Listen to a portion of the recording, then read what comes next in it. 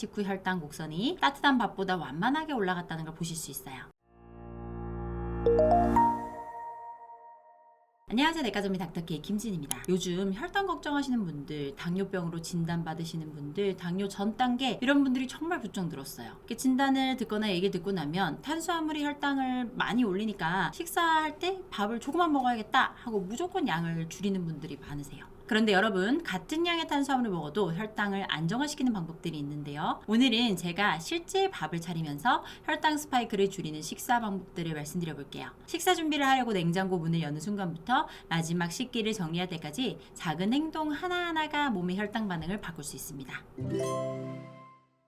첫 번째, 냉장고에서 밥을 꺼내서 전자레인지에 데워주세요. 혹시 식사 때 갓 한 밥이 맛있다고 따뜻한 밥솥에서 밥을 푸시나요? 밥은 미리 지어놓은 밥을 냉장고에 소분해서 보관해둔 뒤에 그걸 데워서 드셔야 해요. 왜냐하면 밥을 해서 냉장고에 보관하면 일반 전분이 일정 부분 저항성 전분으로 바꾸기 때문이에요. 전분은 탄수화물의 일종으로 소장에서 흡수돼서 혈당을 올리거든요. 그런데 저항성 전분은 소장에서 바로 흡수되지 않고 비교적 천천히 안정적으로 흡수되기 때문에 혈당이 급격히 치솟는 걸 막아줍니다. 이에 대한 실험을 보면 냉장 보관한 밥을 먹었을 때 식후 혈당 곡선이 따뜻한 밥보다 완만하게 올라갔다는 걸 보실 수 있어요. 존스 홉킨스 의대 연구지에 따르면 밥을 4도에서 12시간 이상 냉장 보관을 하는 방법이 저항성 전분 증가에 가장 효과적이라고 발표되어 있으니까 이제 밥은 식사 때 밥솥이 아닌 냉장고에서 꺼내주세요. 두 번째로, 냉장고에서 미리 소분해둔 샐러드를 꺼내서 레몬즙이나 발사믹 식초, 올리브유로 만든 드레싱을 가볍게 뿌려서 드셔보세요. 요즘 흔히 거꾸로 식사법이라고 밥 먹기 전에 야채를 먼저 드시는데 이게 사실 식사 때마다 챙기려면 여간 귀찮고 번거롭거든요. 그래서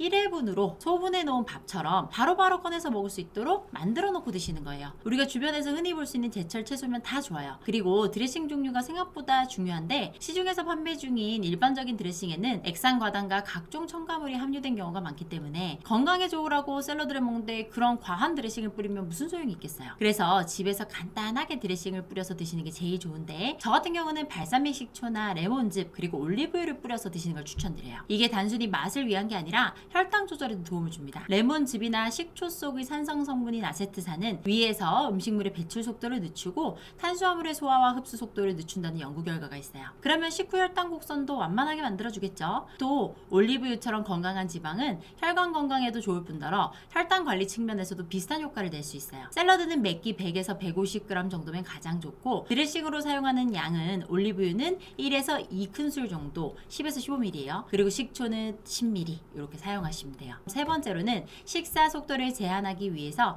타이머를 맞추고 식사하시는 거예요. 같은 음식이라도 빨리 먹게 되면 음식이 빠르게 소화되고 흡수돼서 혈당이 급격히 올라갈 수밖에 없습니다. 반대로 음식을 음미하면서 천천히 먹으면 포만감 신호를 주는 우리 몸의 호르몬인 GLP-1과 PYY가 제대로 분비되고 과식도 막아줄 수 있어요. 식사를 5분 안에 먹는 것과 30분에 걸쳐서 천천히 먹는 걸 비교한 연구도 있는데 천천히 먹을 때가 식후 포만감이 더 오래가고 혈당 변동도 더 안정적이었어요. 그래서 여러분, 식사를 하실 때는 꼭 타이머를 옆에 틀어놓고 최소 20분을 맞춰서 식사하자, 꼭꼭 씹어서 여유롭게 100번씩 씹자, 이렇게 생각하셔야 합니다. 마지막으로 네 번째는 너무 배불리 먹지 말고 가볍게 일어서서 바로 설거지하는 거예요. 식사가 끝나도 우리 몸은 포만감을 느끼기까지 좀 시간이 걸려요. 한 15에서 20분 정도. 그래서 약간 배가 덜 부르다 싶을 때 일어나셔야 나중에 포만감을 느낄 수 있습니다. 밥 먹을 때 배가 부르면 이미 과식 상태인 거예요.